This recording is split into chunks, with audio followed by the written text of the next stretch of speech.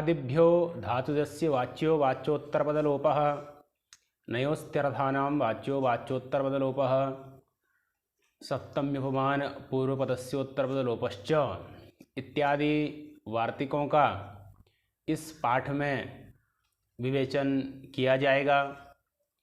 यह सभी वार्तिक बहुब्रीहि समास से संबंधित हैं।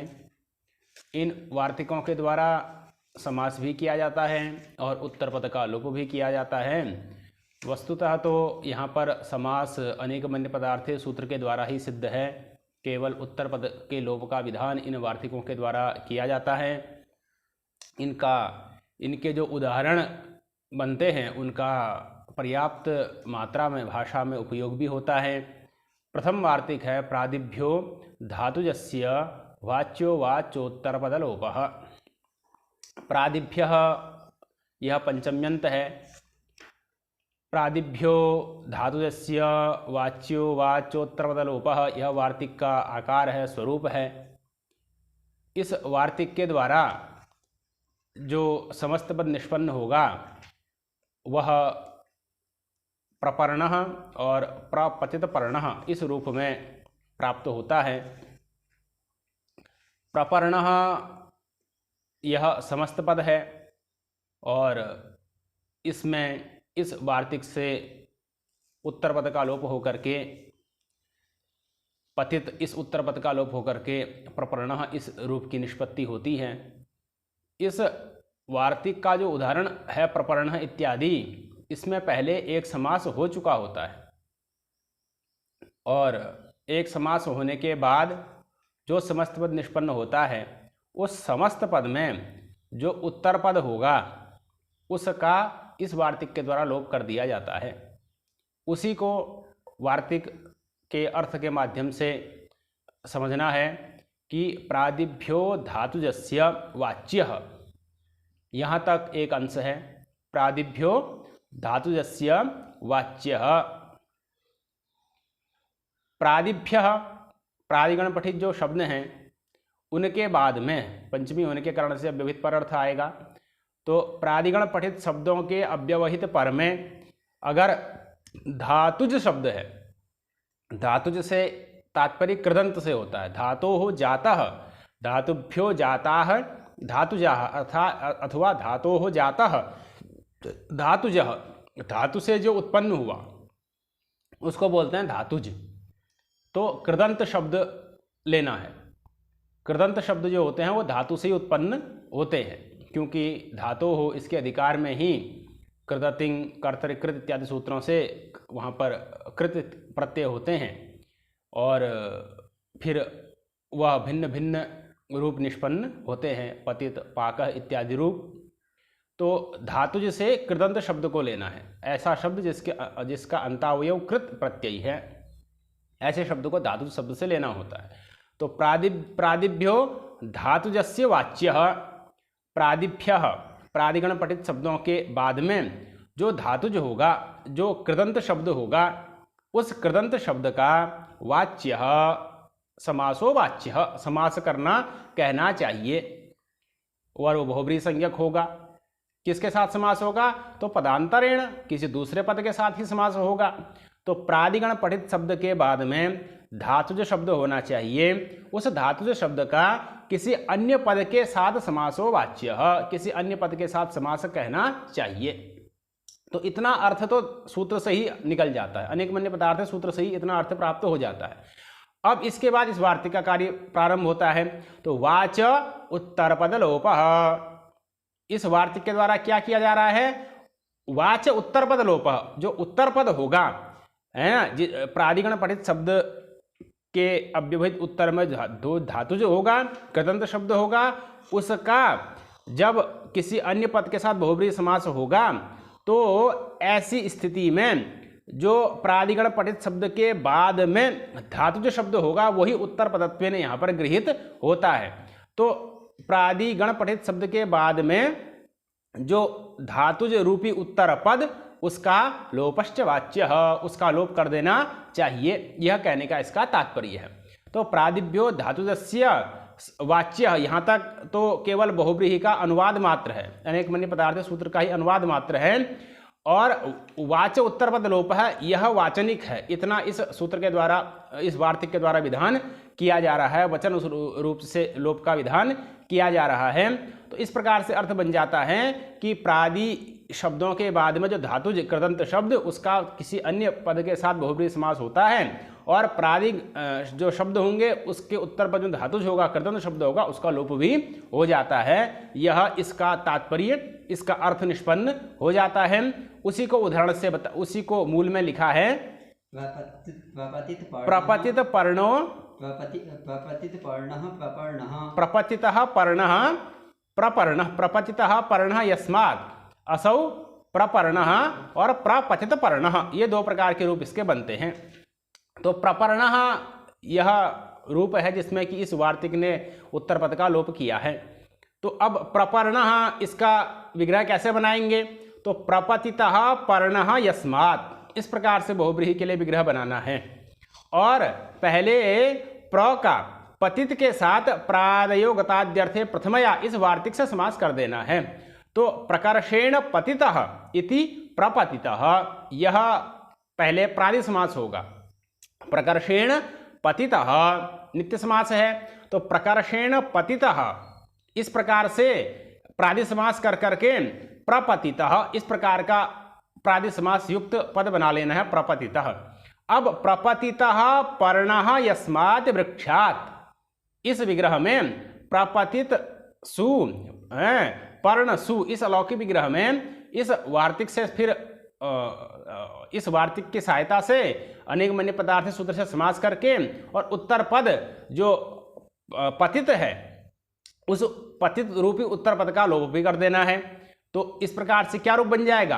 प्रपर्णः, बीच में से पतित का लोप हो जाएगा, तो प्रपर्णः इस प्रकार का समस्त निष्पन्न हो जाता है। और जिस पक्ष में पतित रूपी उत्तर पद का लोप नहीं होता है उस पक्ष में पतित रहता है, तो प्रपतित पर्णः। तो इस प्रकार के दो रूप निष्पन्न हो जाते हैं, प्रपर्णः और प्रपतित पर्णः। तो यहाँ पर प्रादिगण पठित शब्द हो गया प्र, उसके बाद में धातु जो शब्द हो गया पतित, पतलिगतौ धातु से क्तौ प्रत्यय कर करके इडागम इत्यादि कर करके पतित शब्द की निष्पत्ति हो जाती है। पतित शब्द के बारे में यद्यपि शंका होती है कि इसमें इडागम कैसे हुआ, तो उसका समाधान द्वितीया श्रुताति पतित गतास्तव प्राप्तापन नहीं सूत्र में आचार्य पाणिनि जी ने स्वयं पतित ऐसा प्रयोग किया है। तो पतित प्रयोग से ही इडागम इत्यादि की शंका का निराश हो जाता है और इडागम वहाँ पर हो जाता है। तो पतितः, प्रकर्षेण पतितः, यहाँ पर प्र हो गया, उसके बाद में पतित है धातुज, उसका पर्ण के साथ समास जब किया बहुब्रीहि समास, तो फिर जो प्र के बाद में धातु था पतित, उसका इस वार्तिक के द्वारा लोप कर दिया गया, तो प्रपर्णः यह रूप बन गया और दूसरा प्रपतित पर्णः यह रूप बन गया। तो इसी प्रकार यह इसका उदाहरण हुआ। इसी प्रकार से इसके अनेक उदाहरण मिल जाते हैं जिनका भाषा में पर्याप्त रूप से प्रयोग भी होता है। तो उसी को मूल में लिखा है, प्रादिभ्यो धातुजस्य वाच्यो वाच्योत्तर पदलोपः प्रपतितः पर्णः प्रपर्णः। अग्रिम वार्तिक है नयोस्त्यर्थानाम वाच्यो वाच्योत्तर पदलोपः, यह वार्तिक है।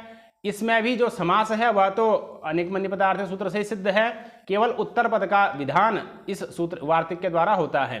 तो नयः अस्त्यर्थानाम वाच्य, नयः पंचमी है, नय के बाद में जो अस्त्यर्थक शब्द होंगे, अस्ति मतलब विद्यमान अर्थ लेना है, तो अस्त्यर्थक शब्द मतलब विद्यमान अर्थ वाले जो शब्द, नय के बाद में विद्यमान अर्थ वाला जो शब्द, उसका पदांतरण बहुब्रीहि वाच्य, उसका किसी अन्य पद के साथ बहुब्रीहि समास कहना चाहिए, करना चाहिए। और उत्तर पद लोपश्च, नय के बाद में जो अस्त्यर्थक विद्यमान अर्थ वाला जो उत्तर पद होगा, तदवाचक जो शब्द होगा, उसका लोप भी कर देना चाहिए। तो इस वार्तिक के द्वारा जो विद्यमान अर्थ वाला शब्द होता है उसका अस्त्यर्थक जो शब्द होता है उसका लोप कर दिया जाता है। उदाहरण के रूप में दिया अविद्यमान पुत्रः अपुत्रः, तो अपुत्रः यह इसका उदाहरण है। अपुत्रः में पहले न विद्यमानः इति अविद्यमानः, इस प्रकार से नए समास करना है। न विद्यमानः, इस विग्रह में, और न विद्यमान सो अलौकिक विग्रह में नए सूत्र से समास हो जाएगा, नलोपो नए से नकार का लोप हो जाएगा, अकार बचेगा, तो न विद्यमान है इति अविद्यमान, यह एक रूप हुआ। अब अविद्यमान पुत्रः यस्य, अविद्यमान पुत्रः यस्य, इस विग्रह में, लौकिक विग्रह में अविद्यमान सुपुत्र सु, इस अलौकिक विग्रह में इस अनेक मन्य पदार्थ सूत्र से समास कर दीजिए, और नयोस्त्यर्थानम वाच्यो वाच्योत्तर पद लोप, इस वार्तिक के द्वारा जो नए के बाद में विद्यमान अर्थ वाला विद्यमान शब्द है, उस विद्यमान शब्द का लोप हो जाएगा, तो अपुत्र बन जाएगा। एकदेश विकृत न्याय ने फिर प्रादित संज्ञा स्वाधिकारी होकर के, प्रादित संज्ञा होकर स्वाधिकारी होकर के अपुत्रः, तो अविद्यमान पुत्रः अपुत्रः, इस प्रकार से रूप निष्पन्न हो जाता है। तो इस वार्तिक के द्वारा भी नए के बाद में जो विद्यमान अर्थ वाला शब्द होगा, उसका जब पदांतर के साथ बहुब्रीहि समास करेंगे तो उस विद्यमान अर्थ वाले शब्द का लोप कर दिया जाता है, और अपुत्रः इत्यादि रूप इसके निष्पन्न हो जाते हैं। वही लिखा है नयोस्त्यर्थानाम वाच्यो वाच्योत्तर पद लोपः, अविद्यमान पुत्रः अपुत्रः। अव्ययानाम च उच्चैर्मुखः, अव्ययानाम च कह रहे हैं कि जो अव्यय हैं उनका भी बहुब्रीहि समास कहना चाहिए अन्य पद के साथ। क्यों? क्योंकि अव्यय जो होते हैं वह तो उनमें तो आप ये निश्चित नहीं कह सकते कि वो प्रथमांत ही है। जैसे उच्चैर्मुखा उदाहरण दिया, उच्चै ही, यह जो अव्यय है यह अधिकरण शक्ति प्रधान है, अधिकरण शक्ति प्रधान होने के कारण वहाँ पर सप्तम्यंत का भान हो रहा है, उसके सप्तम्यंत होने का भान होता है। सप्तम्यंत होने से वह प्रथमांत नहीं रहता, प्रथमांत नहीं होने से अनेक मन्य पदार्थ सूत्र से समास की प्राप्ति नहीं है। तो वार्तिक के द्वारा विशेष विधान किया गया।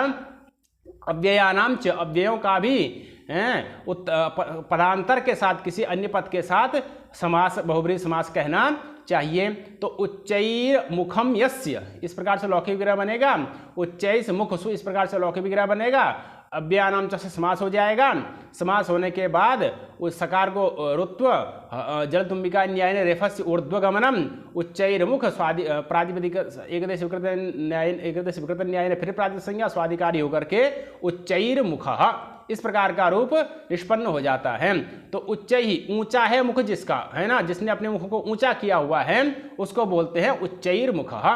तो इस प्रकार से उच्चैर्मुखः इस रूप की निष्पत्ति हो जाती है। यहाँ पर जो उच्चैस है वो अव्यय है, अधिकरण शक्ति प्रधान है, इसलिए उसमें सप्तम्यंत रूपी अर्थ का भान हो रहा है, प्रथमांतता वहाँ पर नहीं है। इसी कारण से सूत्र से समास प्राप्त नहीं था, उसका विधान इस वार्तिक के द्वारा कर दिया गया। तो उच्चैर्मुखः यह रूप निष्पन्न हो जाता है। सप्तम्युपमान पूर्वपदस्योत्तर पदलोपश्च, यह वार्तिक है। यह वार्तिक भी पूर्ववत ही कार्य करता है। समास तो पहले से भी सिद्ध था।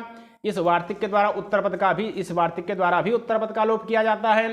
तो वार्तिक का स्वरूप है सप्तम्युपमान पूर्वपदस्योत्तर पदलोपश्च। अब उसका अर्थ आचार्य दीक्षित जी ने स्वयं वृत्ति में लिखा है। अर्थ पढ़िए, सप्तम्यंतम उपमानम च पूर्वपदम यस्य, सप्तम्यंतम उपमानम च पूर्वपदम यस्य तस्य पदांतरेण बहुब्रीहिर्वाच्यः समासोत्तर पदलोपश्च इति, है ना, कि सप्तम्यंत पद पूर्व पद के रूप में हो या उपमान वाचक पद पूर्व पद के रूप में हो, उसका पदांतरेण बहुब्रीहिर्वाच्यः, पदांतर के साथ बहुब्रीहि समास कहना चाहिए। और उत्तर पद लोपश्च, उत्तर पद का लोप भी कहना चाहिए। इसमें ये बात समझने वाली है कि जो पूर्व पद होगा वह एक समस्त पद होगा। जो पूर्व पद होगा वह कैसा होगा? एक समस्त पद होगा। और उस समस्त पद में भी या तो सप्तम्यंत पूर्व पद के रूप में होना चाहिए, सप्तमी विभक्ति युक्त पद पूर्व पद के रूप में होना चाहिए, या फिर उपमान वाचक पद पूर्व पद के रूप में होना चाहिए। तो सप्तम्यंतम पूर्व पदम, सप्तम्यंतम उपमानम च पूर्व पदम यस्य, है ना, यस्य समासस्य, यस्य से समास को लेना है। तो जिस समास में, जिस समस्त पद में सप्तम्यंत पूर्व पद के रूप में है अथवा उपमान वाचक पूर्व पद के रूप में है, ऐसा जो समस्त पद होगा उस समस्त पद का पदांतरेण बहुब्रीहिर्वाच्यः, किसी दूसरे पद के साथ बहुब्रीहि समास कहना चाहिए। और उस पूर्व में स्थित समस्त पद का जो उत्तर पद होगा उसका लोप भी कर देना चाहिए। यह इसका मूल अर्थ है। और उसका उदाहरण क्या दे रहे हैं? कंठेस्थः कालः यस्य असौ कंठे कालः, इस प्रकार से इसका उदाहरण दिया। तो कंठेस्थः कालः यस्य असौ कंठे कालः, इसमें पहले जो पूर्व पद है वह है कंठेस्थः, यह पूर्व पद है। यह समस्त पद है क्योंकि कंठेस्थ में उपपद समास हुआ है। कंठे तिष्ठति, कंठे तिष्ठति, इस विग्रह में कंठे के उपपद होने पर स्था धातु से क प्रत्यय होकर के, सुपी सूत्र से क प्रत्यय होकर के, कंठ और उपपद समास होकर के, उपपद मतिंग सूत्र के द्वारा उपपद समास होकर के कंठेस्थ यह शब्द बना है। वहां पर अमूर्ध मस्तकात स्वांगाद अलुक, इस सूत्र के द्वारा जो कंठ में ञ विभक्ति थी उसका अलुक भी हुआ है, इसलिए कंठेस्थ ऐसा ही रूप बना है।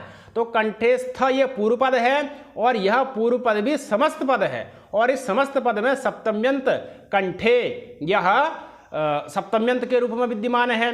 तो इस सप्तम्यंत पूर्व पद वाला समस्त पद हो गया कंठेस्थ।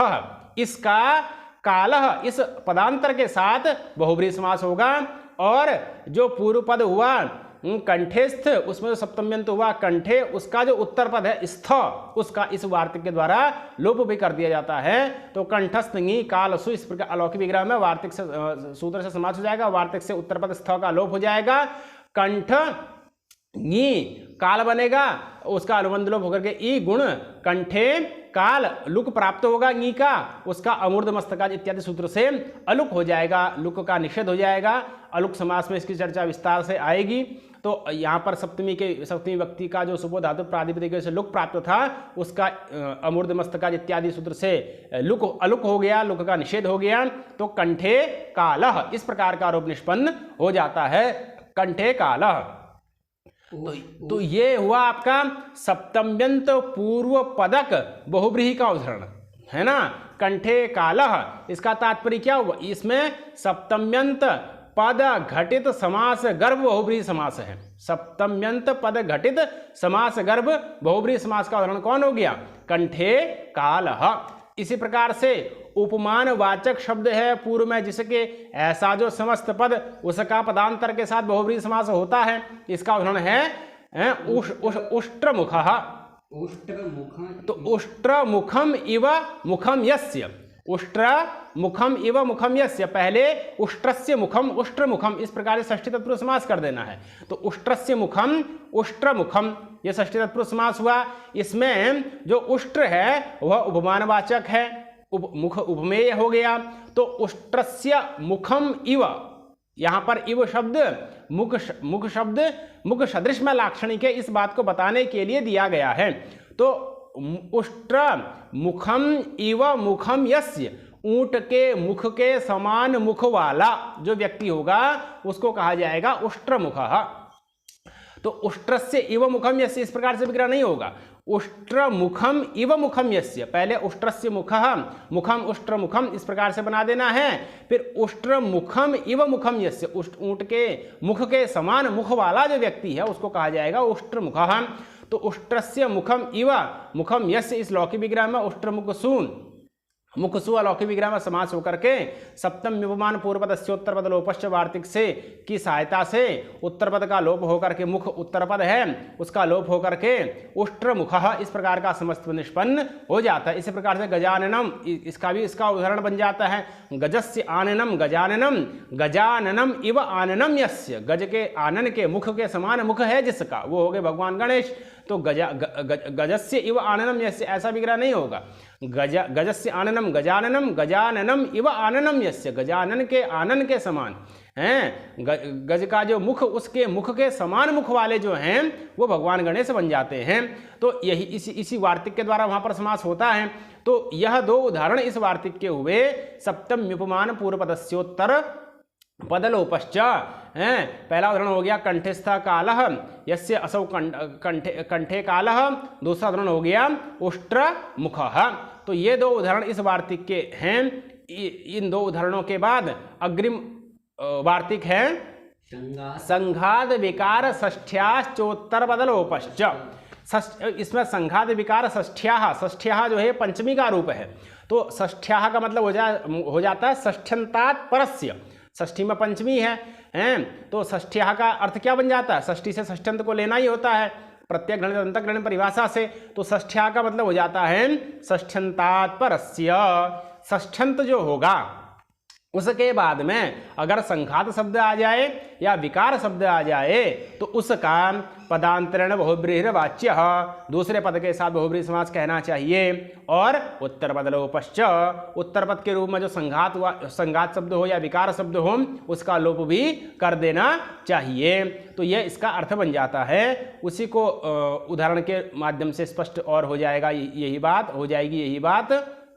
केशानाम संघातश्चूडा यस्य, इस प्रकार से विग्रह किया है। तो केशानाम षष्ठ्यंत हो गया, उसके बाद में संघात आ गया, उसके उत्तर में संघात आ गया, और संघात शब्द का चूड़ा शब्द के साथ समास कर रहे हैं। तो केशानाम, पहले यहाँ पर षष्ठी तत्व समास भी कर सकते हैं, केशानाम संघातः केश संघात, इस प्रकार से भी कर सकते हैं। फिर केश संघातः चूड़ा यस्य, इस प्रकार से भी विग्रह किया जा सकता है। इन्होंने एक साथ विग्रह कर दिया। तो केशानाम संघातः चूड़ा यस्य, केशानाम षष्ठ्यंत है, उसके उत्तर में संघात शब्द है, उस संघात शब्द का चूड़ा शब्द के साथ बहुब्रीहि समास हो रहा है अनेक बन्य पदार्थ सूत्र से, और उत्तर पद जो है संघात, उसका लोप भी इस वार्तिक से हो गया। तो केश चूड़ा, चूड़ा में चूड़ा की गोस्त्रीय उपसर्जन से उपसर्जन संज्ञा, और फिर उसको ह्रस्व हो जाता है, ह्रस्व होने के कारण, ह्रस्व हो जाने से केश चूड़ गोस्त्री और उपसर्जन से ह्रस्व हो जाएगा। उपसर्जन संज्ञा तो उसकी बहुब्रीहि समास में तो उपसर्जन रहता ही है, दोनों पद उपसर्जन रहते हैं, तो गोस्त्री और उपसर्जन से ह्रस्व कर दीजिए। क्या बन जाएगा, केश चूड़, इस प्रकार का रूप बन जाएगा केश चूड़। तो केशानाम संघातश्चूड़ा यस्य पुरुषस्य असौ पुरुषः केशचूड़ा, केशों का संघात ही जिसकी चोटी बन गई है उसको कहते हैं केशचूड़ा। तो केश, यहाँ पर केशानाम षष्ठ्यंत है, उसके बाद में संघात शब्द आया, उसका लोप हो गया, केशचूड़ा बन गया। दूसरा उदाहरण क्या दिया, सुवर्णस्य विकारः अलंकारः यस्य असौ सुवर्णालंकारः। तो सुवर्णस्य विकारः अलंकारः यस्य, सुवर्णस्य षष्ठ्यंत है, उसके बाद में विकार शब्द आ गया, उसका अलंकार, इस पदांतर के साथ समास हुआ अनेक अन्य पदार्थ से और सूत्र से, और इस वार्तिक के द्वारा जो विकार शब्द है षष्ठ्यंत के बाद में विकार शब्द, उसका लोप हो गया। तो क्या रूप बन गया, सुवर्णालंकार। तो या फिर इसमें सुवर्णस्य अलंकार षष्ठी तत्व समास भी पहले किया जा सकता है, सुवर्णस्य अलंकार, सुवर्णालंकार, सुवर्णस्य विकार है, सुवर्णा विकार है, सुवर्णा विकार अलंकार यस्य, इस प्रकार से बहुब्रीहि भी कर सकते हैं। इन्होंने एक साथ कर दिया है। तो सुवर्ण से विकार में विकार का लोप कर करके फिर सुवर्णालंकार, इस प्रकार का समस्त निष्पन्न हो जाता है। सर्वत्र एकदेश विकृत न्याय में प्राधिपत्य संज्ञा होती है, प्राधिपतिकत्वात् स्वादयः सुवर्णा विकार इत्यादि रूप निष्पन्न हो जाते हैं। तो इस प्रकार से संघात विकार षष्ठ्याश्चोत्तर पद लोपश्च, इस वार्तिक के उदाहरणों पर विचार हुआ। आगे लिखते हैं अस्त्य क्षीरादयश्च, ये भी एक वार्तिक है। इस वार्तिक के द्वारा अस्त्य क्षीर आदि शब्दों की भी बहुब्रीहि समास में साधुता का प्रतिपादन किया गया है। तो अस्त्य क्षीरादयश्च, इस वार्तिक के द्वारा एक पद बनता है अस्त्य क्षीरा। यहाँ पर मूल बात यह है कि इस सूत्र में अनेक मन्य पदार्थ सूत्र में सुपा की अनुवृत्ति नहीं होती। अभी तक सुपा की अनुवृत्ति हो रही थी, लेकिन अनेक मन्य पदार्थ सूत्र में सुपा की अनुवृत्ति नहीं होती। क्यों नहीं होती, क्योंकि उसका यहाँ कोई प्रयोजन नहीं है। सुप की तो अनुवृत्ति होती है, सुप की अनुवृत्ति तो होगी, लेकिन सुपा की अनुवृत्ति नहीं होगी। सुबंत के साथ समास करने का कोई क्योंकि सुबंत से यहाँ पर प्रथमांत कोई लेना होता है, और वो प्रथमांत शेष से प्राप्त हो ही चुका है, इसलिए सुपा की अनुवृत्ति का यहाँ पर कोई प्रयोजन न होने के कारण से सुपा की अनुवृत्ति नहीं होती। लेकिन सुप की अनुवृत्ति होती है। तो सुप की अनुवृत्ति होने से अस्त्य क्षीरा में तो अस्थि ये सुबंत है ही नहीं, तो तिङंत है। तिङंत है तो इसका तो समास प्राप्त ही नहीं था। तो उस का समाधान करते हैं कि अस्थि इत्यादि जो शब्द हैं वो तिङंत न होकर के विभक्ति प्रतिरूपक अव्यय है। विभक्ति प्रतिरूपक अव्यय है। तात्पर्य क्या हुआ, तात्पर्य ये हुआ कि जैसे अस धातु है उसके लट लकार प्रथम पुरुष एक वचन में अस्थि, इस प्रकार का रूप बनता है, जो कि एक विभक्ति है। उसकी सुप्तिंग विभक्तिष्ठ सूत्र के द्वारा विभक्ति संज्ञा होती है, सुप्तिंग विभक्ति संज्ञा उस्तः।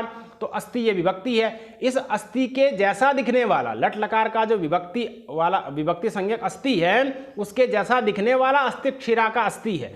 यह अस्ति क्षीरा का जो अस्थि है ये लट लकार का रूप नहीं है, लेकिन उसका प्रतिरूपक है, उसके जैसा दिखने वाला है। और इसकी उपसर्ग उपसर्ग स्वर विभक्ति प्रतिरूपकाश्च, इस गण सूत्र के द्वारा अव्यय संज्ञा हो जाती है, इसलिए अस्ति अव्यय बन जाता है। अव्यय होने से जब उसमें हम प्रथमांतत्व की विवक्षा कर देंगे तो वो सुबंत भी बन जाएगा, प्रथमांत भी बन जाएगा, इसलिए उसका अनेक मन्य पदार्थ सूत्र से समास हो जाएगा। इस वार्तिक का प्रारंभ नहीं करना चाहिए, ऐसा महाभाष्यकार का कहना है। अस्ति क्षीरादि वचनम न वा अव्ययत्वात्, अस्ति क्षीरादि इत्यादि, अस्ति क्षीरादेष्ट इत्यादि वार्तिक का आरंभ नहीं करना चाहिए। क्यों? क्योंकि अस्ति इत्यादि विकल्प से अव्यय माने जाते हैं, और जब विकल्प से अस्ति अव्यय बन जाएगा तो प्रथमांत की कल्पना कर करके क्षीरा के साथ समास हो जाएगा, तो अस्ति क्षीरा गौः यह रूप बन जाएगा। किंतु वार्तिककार ने फिर भी उसको तिङंत मानते हुए समास की अप्राप्ति में समास प्राप्त करने हेतु वार्तिक का आरंभ किया है। तो उस वार्तिक का तात्पर्य यही है कि अस्ति इत्यादि जो विभक्ति प्रतिरूपक हैं, इनका क्षीरा इत्यादि के साथ समास हो जाता है इस वार्तिक से। तो अस्ति क्षीरम यस्याः, अस्ति क्षीरम यस्याः, जिसमें क्षीर, जिसमें दूध विद्यमान है, ऐसी गौ को कहते हैं अस्ति क्षीरा। तो अस्ति क्षीर है सु, इस अलौकिक विग्रह में समास हो जाएगा इसी वार्तिक से। तो अस्ति क्षीरा इस प्रकार का रूप निष्पन्न हो जाएगा। वार्तिक नहीं मानेंगे, अव्यय मान लेंगे तो अनेक मन्य पदार्थ सूत्र से समास हो जाएगा। तो दोनों उपाय हैं। महाभाष्यकार ने वार्तिक का प्रत्याख्यान किया है अव्यय मान करके। तो अस्ति क्षीरा गौः, यहाँ पर इस वार्तिक के द्वारा समास हो जाता है अस्ति क्षीरा गौः, यह समस्त पद निष्पन्न हो जाता है। तो अस्ति क्षीरम यस्याः सा अस्ति क्षीरा, अस्ति क्षीरादयश्च, इस वार्तिक के द्वारा समास होकर के अस्ति क्षीरा गौः, इस रूप की साधुता हो जाती है, रूप की निष्पत्ति हो जाती है। तो इस प्रकार से इन वार्तिकों का विवेचन हुआ जो कि अनेक मन्य पदार्थे के ही सहायक वार्तिक हैं। ये सब अनेक मन्य पदार्थे के सहायक भूत वार्तिक हैं। और समास बहुब्रीहि समास करने वाला जो प्रधान सूत्र अनेक मन्य पदार्थे हैं, उसका भी पूर्ण विवेचन इन वार्तिकों के ज्ञान के बाद ही हो पाता है। सारे उदाहरणों की निष्पत्ति इन वार्तिकों के ज्ञान के बाद ही हो पाती है। इसके अनंतर अभी कुछ और सूत्र हैं जो समास करते हैं, जिनका विवेचन आगे आएगा। संख्या व्यासन्ना दूराधिक संख्या संख्येये तत्र तेरे दमिति स्वरूपे तेन सहित तुल्य योगे इत्यादि सूत्र हैं जो अभी बहुब्रीहि समास का विधान करने वाले प्रधान सूत्र आगे आएंगे। उससे पहले पुंबद भाव का प्रकरण चलता है। स्त्रिया पुंबद भाषित पुंस्कादनुंग समानाधिकरणे स्त्रिया पूर्ण प्रियादेशु सूत्र के से प्रारंभ होता है पुंबद भाव का प्रकरण। उसका विवेचन उन सूत्रों से पहले आएगा। समाज विधायक सूत्रों से पहले पुंबद भाव का प्रकरण आएगा, फिर समाज विधायक सूत्र आएंगे, फिर समासांत प्रत्ययों की चर्चा होगी। इतना होने के बाद बहुब्रीहि समास की प्रक्रिया पूर्ण होती है। तो आज के पाठ के बाद, आज के पाठ के अनंतर बहुब्रीहि समास का जो प्रधान सूत्र था अनेक मन्य पदार्थ, उसका विवेचन और उसके सहायक जो वार्तिक थे उनका विवेचन हुआ। इस विवेचन से बहुब्रीहि समास का जो प्रधान विवेचन है अथवा प्रधान सूत्र है, उसका विवेचन भी पूर्ण होता है। आगे पुंबद भाव का जो प्रकरण चलेगा उसका विवेचन अग्रिम पाठों के माध्यम से किया जाएगा।